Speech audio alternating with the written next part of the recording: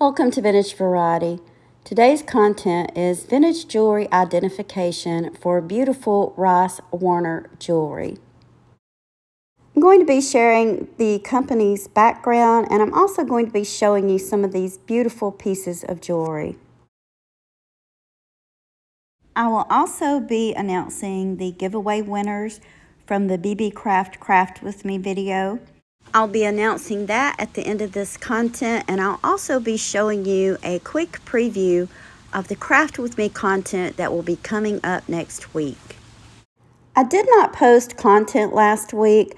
Those of you that saw my community post will know that my new grandbaby arrived, so I was out of town, out of state actually, visiting with my son, daughter-in-law, and my precious new grandbaby, Luke.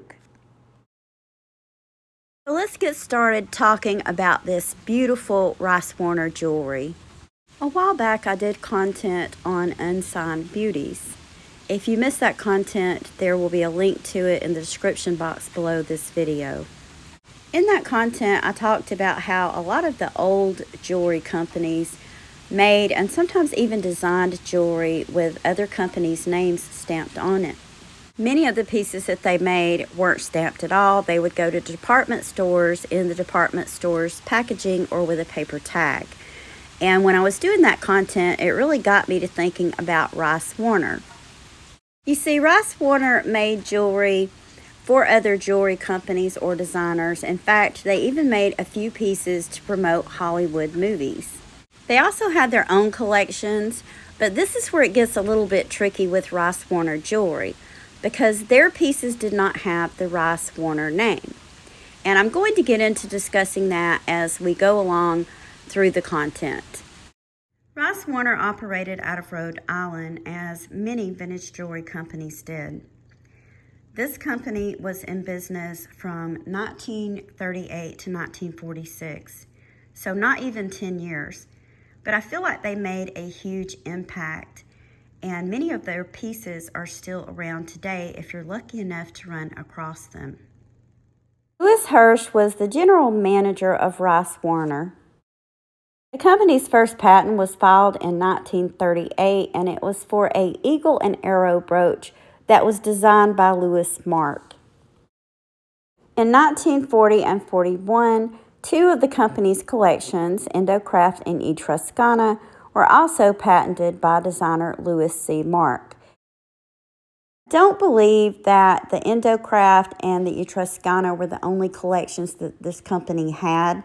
However, I've never ran across any other collections or heard much about them. So what I'm going to show you today are the pieces that I do know about. This company made pieces in collaboration with other designers, and they also made their own pieces. The interesting part about this is their pieces were not marked with the Rice Wiener name. Rather, they were marked with the name of the collection that they were made for.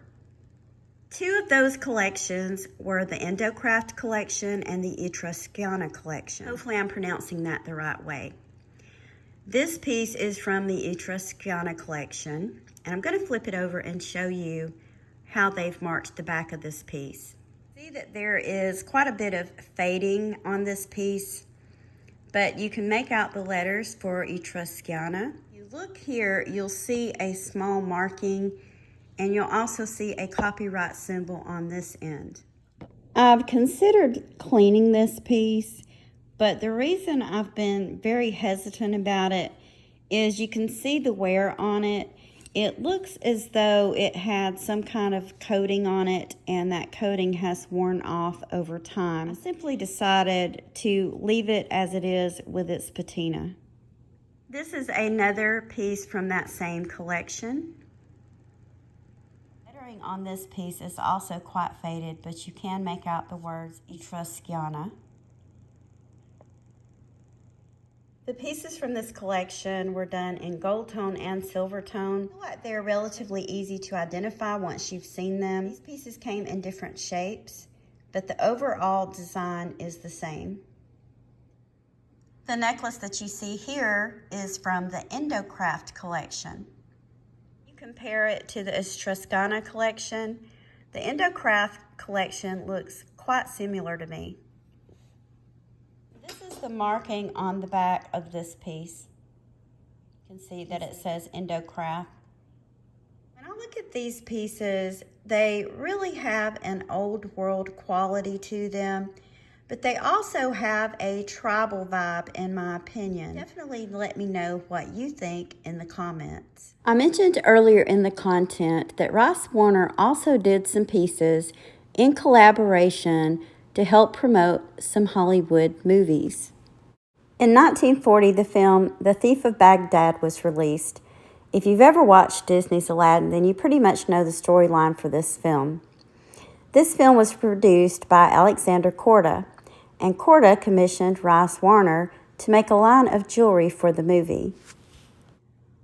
All of the pieces that Rice Wiener did in collaboration with Korda for the Thief of Baghdad movie had a Arabian Nights type theme that went with the movie, and they were quite popular.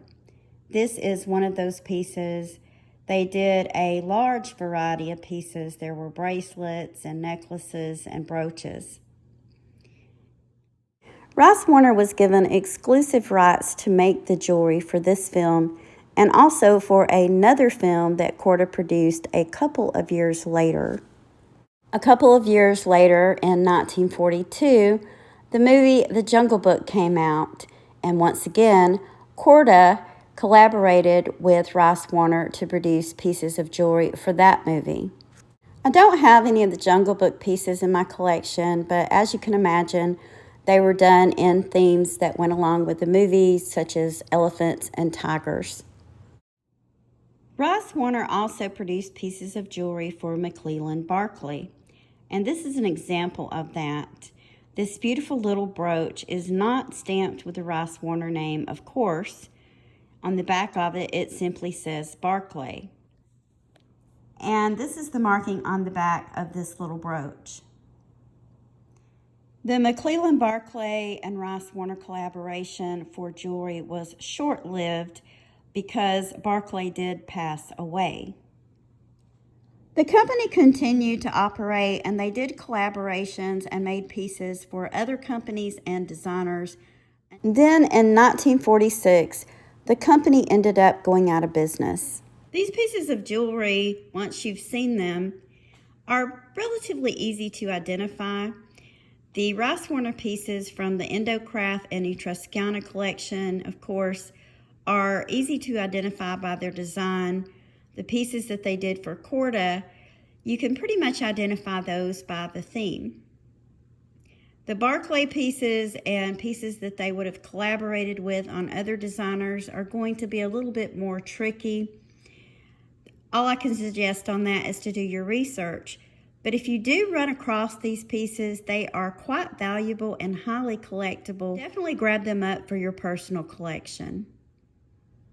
Now for a quick peek at what upcoming content is going to be on. I'm going to be doing one more craft with me video using Beebeecraft products, and in that video I'm going to be making these beautiful pendants, and I'll also be doing a giveaway, giving away the materials that you need to make your own. Now I'm going to announce my winners. I chose 3 winners for the Beebeecraft Craft With Me giveaway. If you didn't see that content, I will definitely put a link to it in the description box below in case you're interested as to how I made these earrings and the products that I used. So the winners for the giveaway are Chris Thompson, Mutton Ridge Spines, and Cindy Rowe. Congratulations. Keep in mind, anytime I do a giveaway, I do not ask you to pay for anything. Shipping is included with the giveaway. All you need to do is contact me at the email address that you will see at the bottom of the screen so that you can send me your mailing address and the name that you receive your mail under. As soon as I receive that information, I'll get these items mailed out to you. My email address, along with the names of the winner and all other information, will also be listed in the description box below this video. I want to thank you for taking time out of your day to share these items with me. If you haven't already, please give me a thumbs up, subscribe, and ring the bell for notifications on more content about collecting vintage and antique items. Thank you again for watching, and I hope you all have a wonderful day.